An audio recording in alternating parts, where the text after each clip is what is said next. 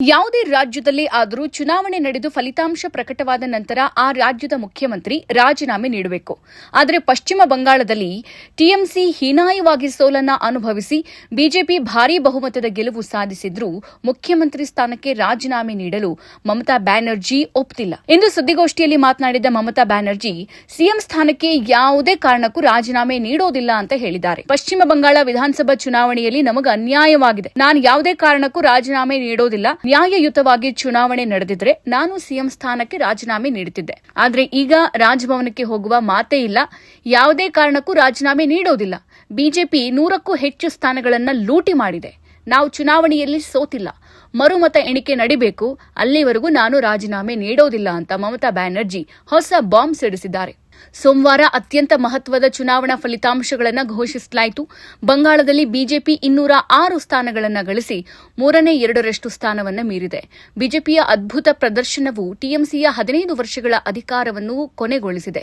294 ಸದಸ್ಯ ಬಲದ ವಿಧಾನಸಭೆಯಲ್ಲಿ ಬಹುಮತದ ಸಂಖ್ಯೆ 148.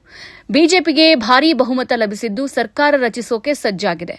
ಆದರೆ ಅದಕ್ಕೆ ಮಮತಾ ಬ್ಯಾನರ್ಜಿ ಅವಕಾಶ ನೀಡುತ್ತಿಲ್ಲ. ಯಾಕಂದ್ರೆ ಅವರು ಸಿಎಂ ಸ್ಥಾನಕ್ಕೆ ರಾಜೀನಾಮೆ ನೀಡಲು ನಿರಾಕರಿಸಿದ್ದಾರೆ. ಪಶ್ಚಿಮ ಬಂಗಾಳದಲ್ಲಿ ನಿಷ್ಪಕ್ಷಪಾತವಾಗಿ ಚುನಾವಣೆ ನಡೆದಿಲ್ಲ. ಹೀಗಾಗಿ ಸಿಎಂ ಸ್ಥಾನಕ್ಕೆ ರಾಜೀನಾಮೆ ನೀಡೋದಿಲ್ಲ. ಚುನಾವಣೆ ನಿಷ್ಪಕ್ಷಪಾತವಾಗಿ ನಡೆದಿದ್ರೆ ನಾನು ರಾಜೀನಾಮೆ ನೀಡುತ್ತಿದ್ದೆ ಎಂದಿದ್ದಾರೆ. ನಾನು ಇನ್ಮುಂದೆ ಬಿಜೆಪಿಯ ದೌರ್ಜನ್ಯಗಳನ್ನು ಸಹಿಸೋದಿಲ್ಲ. ನಾನು ಬೀದಿಗಿಳಿತೀನಿ. ನೈತಿಕವಾಗಿ ನಾವು ಚುನಾವಣೆಯನ್ನ ಗೆದ್ದಿದ್ದೀವಿ. ಹೀಗಾಗಿ ರಾಜೀನಾಮೆ ಕೊಡೋದಿಲ್ಲ ಅಂತ ಮಮತಾ ಶಪಥ ಮಾಡಿದ್ದಾರೆ. ಚುನಾವಣಾ ಆಯೋಗದ ಕೆಲಸದಲ್ಲಿ ಪ್ರಧಾನಿ ಮೋದಿ, ಅಮಿತ್ ಶಾ ಅವರ ಹಸ್ತಕ್ಷೇಪದ ಬಗ್ಗೆ ಮಮತಾ ಬ್ಯಾನರ್ಜಿ ಆರೋಪಿಸಿದ್ದಾರೆ. ಜನರ ಪ್ರಜಾಸತ್ತಾತ್ಮಕ ಹಕ್ಕುಗಳನ್ನು ಲೂಟಿ ಮಾಡೋಕೆ ಮತ್ತು ಇವಿಎಂ ಅನ್ನು ಲೂಟಿ ಮಾಡಲು ಚುನಾವಣಾ ಆಯೋಗ ಈ ಚುನಾವಣೆಯಲ್ಲಿ ವಿಲನ್ ಆಗಿದೆ.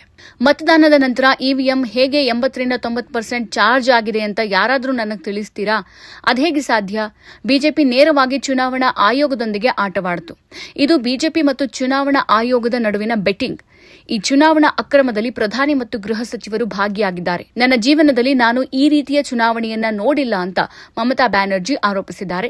ನಮ್ಮ ಹೋರಾಟ ಬಿಜೆಪಿ ವಿರುದ್ಧವಲ್ಲ, ಚುನಾವಣಾ ಆಯೋಗದ ವಿರುದ್ಧವಾಗಿತ್ತು. ಚುನಾವಣಾ ಆಯೋಗ ಈ ಚುನಾವಣೆಯಲ್ಲಿ ಖಳನಾಯಕನಂತೆ ವರ್ತಿಸಿತು. ನಾವು ಮತ್ತೆ ಪುಟಿದೇಳ್ತೇವೆ.